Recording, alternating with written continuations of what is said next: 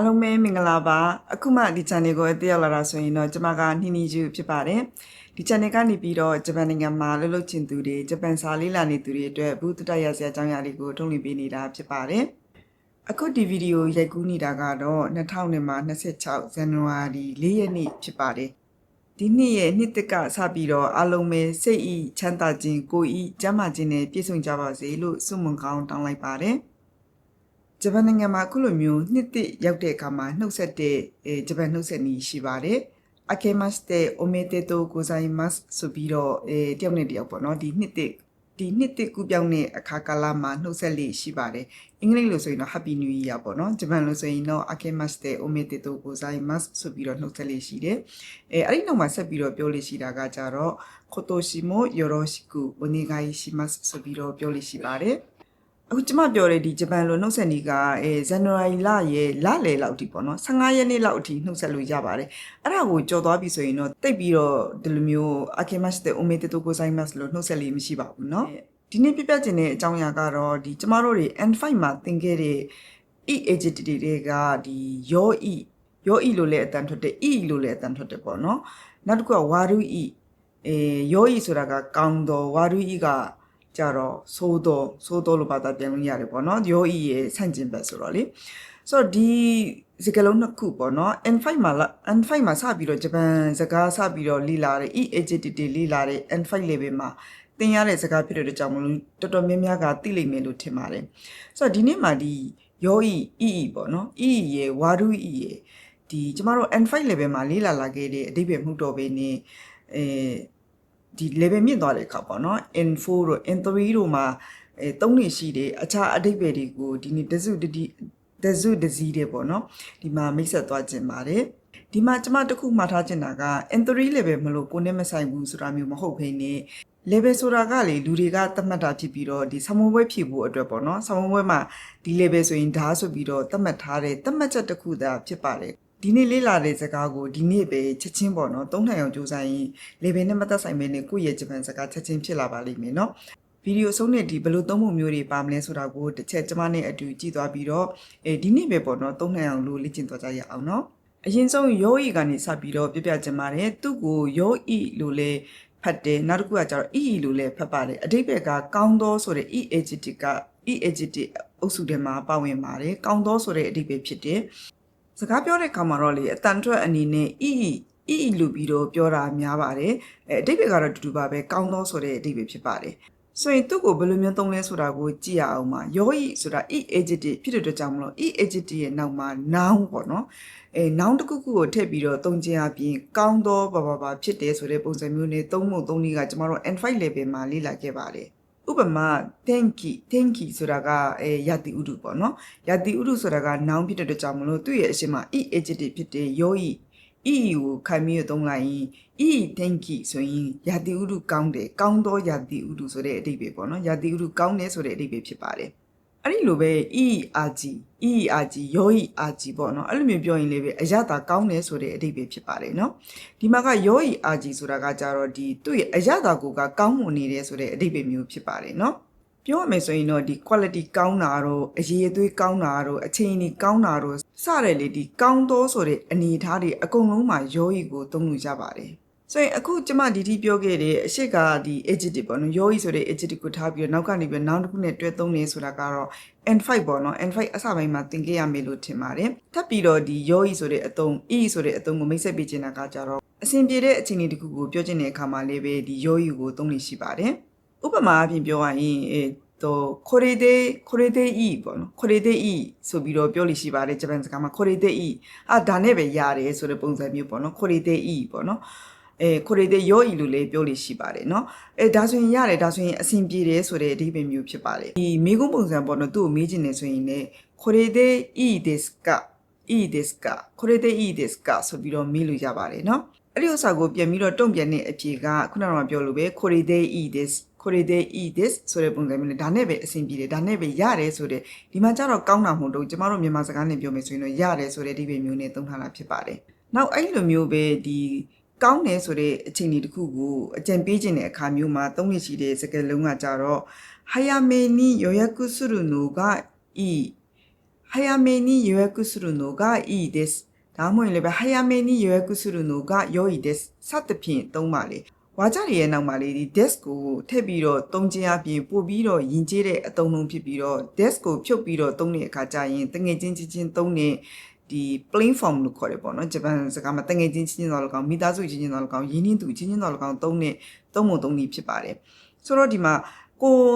စကားပြောမဲ့သူပေါ့နော်တစ်ဖက်သူကယဉ်ကျေးသုံးရမယ်သူဆိုရင်တော့ခုနကပြောလို့ပဲこれでいいですこれでいいですかစသဖြင့်ပေါ့နော်နောက်ကနေပြီးတော့ desk တွေခံပြီးတော့သုံးကြရအောင်အခုဒီမှာပြောတော့ခုနကပြောသွားတဲ့နမူနာလိုပဲ早めに予約するのが良いです早めに予約するのがいいですစသဖြင့်ပေါ့နော်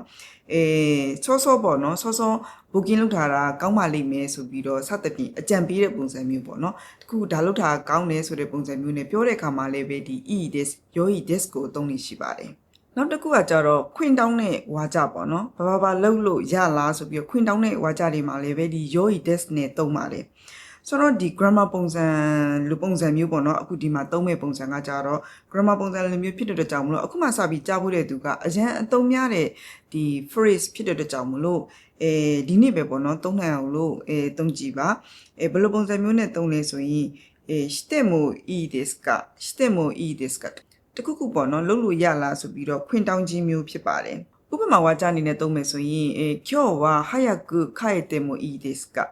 今日は早く帰ってもいいですかဒီမှာလဲしてもいいですかဆိုတဲ့してဆိုတာကတဲ့ပုံစံကရိယာဖြစ်တယ်နော်ဆိုတော့ဒီနေရာမှာကိုသုံးကျင်တဲ့ဒီကရိယာပုံစံပေါ့နော်အခုဒီမှာကျွန်မနမူနာသုံးပြတော့တာကကြတော့ခရဲ့တဲ့ဆိုတဲ့ပြန်နေအိမ်ပြန်နေပေါ့နော်အိမ်ပြန်နေဆိုတဲ့ကရိယာကိုသုံးတော့တာဖြစ်တဲ့ကြောင့်မလို့早く帰ってもいいですかဒီနေ့စောပြန်လို့ရပါသလားဆိုပြီးတော့ခွင့်တောင်းတဲ့ဟာဖြစ်တယ်နော်ဆိုတော့ကိုကဥမာတယောက်ကိုခွင့်တောင်းခြင်းနေဆိုရင်အခုလိုမျိုးဒီကရိယာပုံစံကိုတော့သိရမှာပေါ့နော်ကရိယာပုံစံကိုတဲ့ပုံစံပြောင်းပြီးတော့တဲ့မိုいいですかဆိုပြီးတော့တောင်းတဲ့မိုいいですかဆိုပြီးတော့ခွင့်တောင်းတဲ့ပုံစံမျိုးနဲ့သုံးလို့ရပါတယ်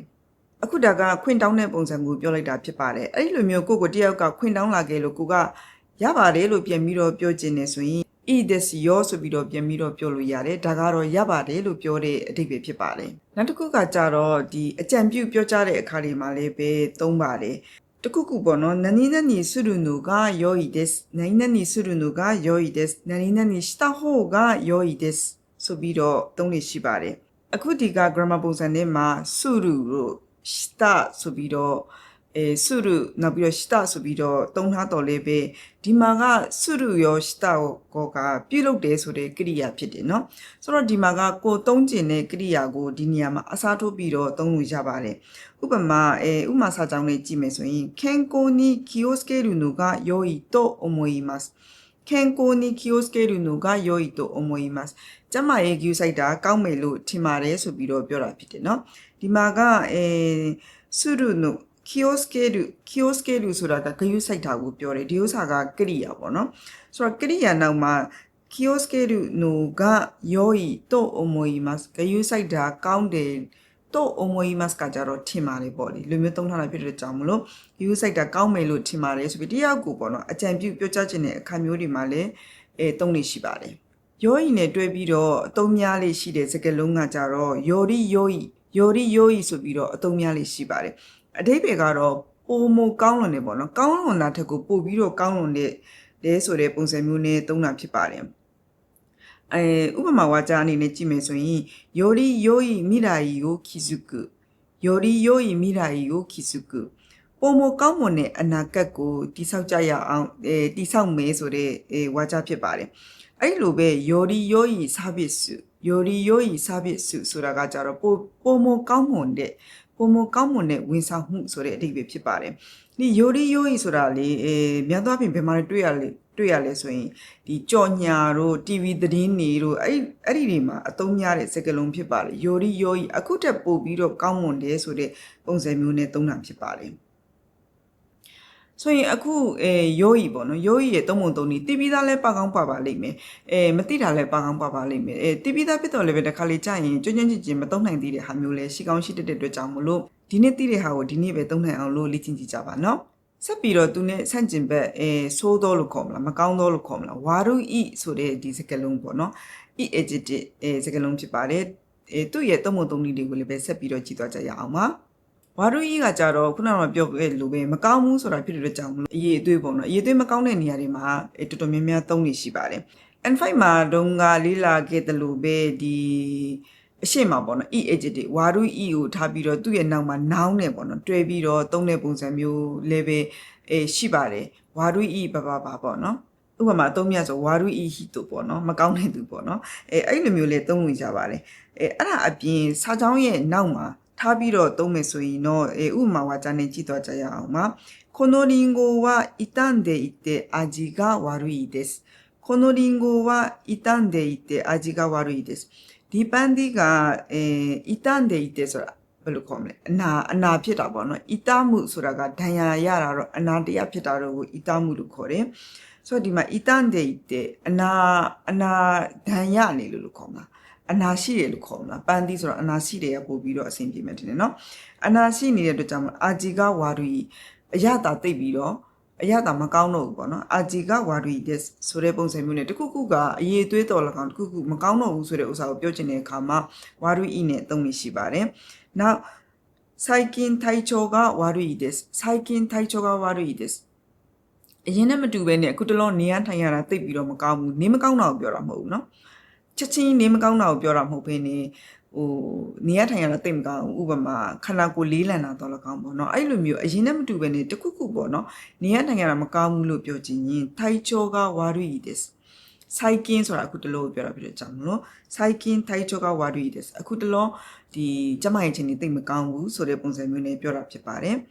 この製品は品質が悪いです。この製品ဆိုတာ product ကိုပြောတာထုတ်ကုန်ပေါ့နော်ထုတ်ကုန်ပစ္စည်းတစ်ခုခုကိုပြောတာဖြစ်ပါတယ်この製品は品質が悪いです品質ဆိုတာကကြတော့အရေးအသွေးကိုပြောတာဖြစ်တယ်သူကကြတော့ဒီပစ္စည်းတွေမှာပေါ့နော်ပစ္စည်းတွေရဲ့ quality ကိုပြောတဲ့အခါမှာ品質ဆိုပြီးတော့ပြောလို့ရှိတယ်品質က良いဆိုရင် quality ကောင်းတယ်ပေါ့品質က悪いဆိုရင် quality မကောင်းဘူးဆိုတဲ့ဒီပဲဒီနဲ့သုံးပါတယ်အခုမှကြားဘူးတဲ့လေဒီစကားလုံးလေးတွေပါလာတယ်ဆိုရင်ဒီနေ့ပဲသုံးနိုင်အောင်လို့လေ့ကျင့်ကြည့်ပါနော်နောက်ဝါရုရဲ့သုံးပုံသုံးနည်းကကြတော့တောင်းပန်တဲ့အခါမှာလည်းပဲသုံးလို့ရှိပါတယ်ဒီမှာတောင်းပန်နေဆိုတာကကြတော့ဒီကိုယ့်ရဲ့ဘယ်လိုပြောရင်ကောင်းမလဲbusiness အတုံးတော့မဟုတ်ဘူးเนาะ business အတုံးမဟုတ်ဘဲနဲ့ကိုရင်းနှီးတဲ့သူ family တော်လကောင်တငယ်ချင်းတော်လကောင်အဲ့လိုမျိုးတောင်းပန်တဲ့အခါမှာသုံးနေရှိတဲ့အတုံးပုံသုံးနည်းဖြစ်ပါတယ်ဥပမာဝါကျနဲ့ကြည့်အောင်ပါ悪いけど今日はいけないです悪いけど今日はいけないですဆိုတော့ဒီမှာကကြတော့悪いけどဆိုတာ悪いけどဆိုပြီးတော့ဒီမှာတုံးထားတဲ့အတုံးကကြတော့ပြောမယ်ဆိုရင်တော့ဘယ်လိုခေါ်မလဲစိတ်မကောင်းဘူးပေါ့နော်စိတ်မကောင်းတဲ့ပုံစံမျိုးဥပမာဒီလိုစီစဉ်ထားတော့လည်းပဲကိုကအဲ့ဒီမှာရုတ်တရက်မသွားနိုင်တော့ဘူးပေါ့နော်ကိုကစပြီးတော့ဒီအစီအစဉ်ကိုဘယ်လိုပြောရင်ကောင်းမလဲ cancel ပေါ့နော် cancel လုပ်ရတဲ့အတွက်ကြောင့်မလို့စိတ်မကောင်းပါဘူးဆိုတဲ့ပုံစံမျိုးနဲ့ဝါရုကေတော့ဆိုပြီးတော့သုံးလို့ရှိပါတယ်ပြောရမယ်ဆိုရင်တော့すみませんငါပေါ့နော်ယဉ်ကြီးနဲ့သူ့ကိုပြောင်းပြီးတော့သုံးမယ်ဆိုရင်တော့မိုးရှိဝါခဲ့အဒီမဆင်ငါဆိုတဲ့ပုံစံမျိုးဖြစ်တာပေါ့နော်ဒီမှာကယဉ်နှင်းသူအချင်းချင်းဆိုရင်လည်းပဲဝါရုဒက်စငါဝါရုခေတော့စသဖြင့်သုံးလို့ရတယ်စိတ်မကောင်းတော့လေးပဲဆိုတဲ့ပုံစံမျိုးပေါ့နော်စီစဉ်ထားတဲ့အရာတစ်ခုကိုဒီမဆောင်ရွက်နိုင်တော့တဲ့အခါမျိုးတွေမှာသုံးလို့ရှိပါတယ်နောက်တစ်ခုကကြတော့ဝါရုですがもう一度説明してもらえますか悪いんですかစိတ်မကောင်းတော့လည်းပဲနောက်တစ်ခေါက်လောက်ရှင်းပြပါဦးနော်ဒီမှာကြတော့သုံးပုံသုံးနေရ sorry ပေါ့နော်sorry စိတ်မရှိနဲ့နော်နောက်တစ်ခေါက်လောက်ထပ်ပြီးတော့ရှင်းပြပါအောင်ဆိုတဲ့ပုံစံအနေမျိုးနဲ့သုံးတာဖြစ်ပါတယ်ဆိုတော့လေကိုတိုင်းသုံးတက်ဖို့ကလည်းပဲအရေးကြီးတယ်လို့ပေါ့နော်ကိုတကယ်လို့အခုလိုမျိုးပေါ့နော်အရှိအနေပဲဝါရီခေတော့ဘာလေးလုတ်ပေးပါလားဆိုတဲ့ပုံစံမျိုးနဲ့အကူကြီးတောင်းလာတဲ့အခါမှာဒီဝါရီဆိုတာကဘာကိုပြောနေမှမသိဘူးဆိုတာမျိုးဖြစ်မှာဆိုလို့ဝါရီဆိုတာအမှန်ကတော့ဒီすみませんですすみませんがဒါမှမဟုတ်လေ失礼ですがစသဖြင့် N5 level မှာသင်ခဲ့ရတဲ့ဒီခွင့်တောင်းတဲ့စိတ်မရှိပါနဲ့နော်လို့စိတ်မကောင်းပါဘူးနော်လို့စပြီးတော့ဒီစကားအစပြောတဲ့စကားလေးတွေရှိတယ်မလားအဲ့လိုမျိုးအနေနဲ့ဝါရီဆိုတာကိုလည်းပဲသုံးနေရှိပါတယ်ဒီနေ့မှတ်ထားကြရအောင်နော်နောက်ဝါရီကိုဒီခန်းကြီးနဲ့တွဲပြီးတော့သုံးမယ်ဆိုရင်စာယကုဆိုပြီးတော့အတန်ထွက်လေးရှိတယ်သူ့ကိုစာရီနဲ့ အဲ့ကြရင်တော့ဒီဝါရီဒီမှာကျတော့ဝါရီကကျတော့အာကုပုံစံမျိုးနဲ့သုံးတာဖြစ်တဲ့ကြောင့်မို့ဆိုင်ယာကုပေါ့နော်ဆိုင်ယာကုဆိုပြီးတော့သုံးလို့ရှိတယ်နောက်ပြီးတော့အာကုရှိဆိုပြီးတော့သုံးလို့ရှိတယ်ဆိုင်ယာကုဆိုတာကကျတော့အဆိုးဆုံးပဲပေါ့နော်အဆိုးဆုံးအချိန်ကြီးလို့ပြောတာဖြစ်တယ်ဥပမာဝါကျနဲ့ကြည့်အောင်ပါ今日の会議は最悪だった今日の会議は最悪だったဒီနေ့အစည်းအဝေးကတော့အဆိုးဆုံးပဲဟိဆိုတဲ့ပုံစံမျိုးနဲ့ပြောတာပေါ့နော်နောက်တစ်ခုကကြတော့彼の態度は悪質だ彼の態度は悪質だ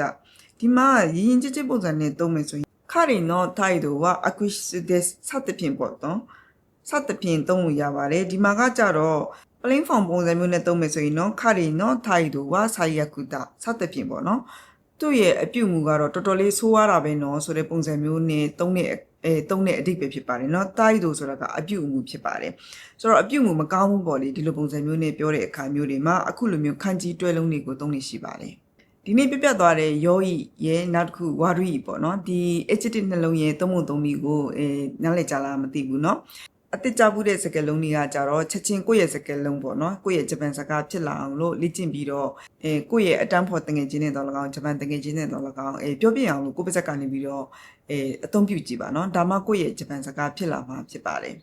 2026ဒီနှစ်တစ်ပေါ့နော်ဇန်နဝါရီလကနေစပြီးတော့2026ဒီတစ်နှစ်လုံးအတွက်ပေါ့နော်နှစ်ကုန်နေအထိပေါ့နော်ရီမှန်းချက်ကလေးတစ်ခုခုထားပြီးတော့ဂျပန်စာကိုလေ့လာစီခြင်းပါတယ်ဂျပန်စာမရမဟုတ်ပေါ့နော်ဘယ်အရာမှာပဲဖြစ်ဖြစ်ရီမှန်းချက်ကလေးဒီ2026ကုန်တဲ့အခါမှာဒီ level တော့ရောက်နေရမယ်ဒါတော့ဖြစ်နေရမယ်ဆိုတော့ရီမှန်းချက်ကလေးထားပြီးတော့2026ကိုလည်းပဲပျော်ပျော်ရွှင်ရွှင်နဲ့ဖြတ်သန်းနိုင်ပါစေလို့ထပ်ပြီးတော့ဆုမွန်ကောင်းတောင်းလိုက်ပါတယ်เนาะဂျပန်စာလေ့လာနေတဲ့သူတွေအထူးသဖြင့်ပေါ့နော်ဂျပန်မှာလည်းလုပ်နေတဲ့သူတွေကအလုပ်ရှုပ်တဲ့ကြားတွေကနေပြီးတော့ဂျပန်စာလေ့လာဖို့ဆိုတာကအချိန်သိပ်ပြီးတော့မရကြပါဘူးဆိုတော့ဒီရတဲ့အချိန်လေးမှာ9မိနစ်ဖြစ်ဖြစ်10မိနစ်ဖြစ်ဖြစ်ပေါ့နော်ကျမရဲ့ဒီ channel မှာတော့9မိနစ်10မိနစ်အတွင်းမှာလည်းပဲစကားလုံးတစ်လုံးတော်၎င်းနှလုံးတော်၎င်းအားလုံးကိုရစေခြင်းတဲ့အတွက်ကြောင့်မလို့အခုနောက်ပိုင်းမှာလက်တွေ့ပေါ့နော်အသုံးချလို့ရမယ်ဂျပန်စကားတွေကိုဦးစားပေးပြီးတော့အခုလိုမျိုးဗီဒီယိုနဲ့10မိနစ်15မိနစ်လောက်ပေါ့နော်ရှေ့တဲ့ဗီဒီယိုလေးတွေပြုစုပြီးတော့ဆက်ပြီးတော့ထုတ်လွှင့်သွားမယ်လို့စိတ်ကူးနေပါတယ်เนาะဆက်လက်ပြီးတော့အဆောင်မြော်အပေးနိုင်ပါတယ်เนาะဒီနေ့ဗီဒီယိုကတော့ဒီမှာပဲအဆုံးသတ်ပါမယ်ဆုံးတဲ့အထိကြည့်ပြီးတဲ့အတွက်ကြောင့်မလို့ကျေးဇူးများကြီးတင်ပါတယ်နောက်ခေါက်ဗီဒီယိုမှာထပ်တွေ့မယ်เนาะ bye bye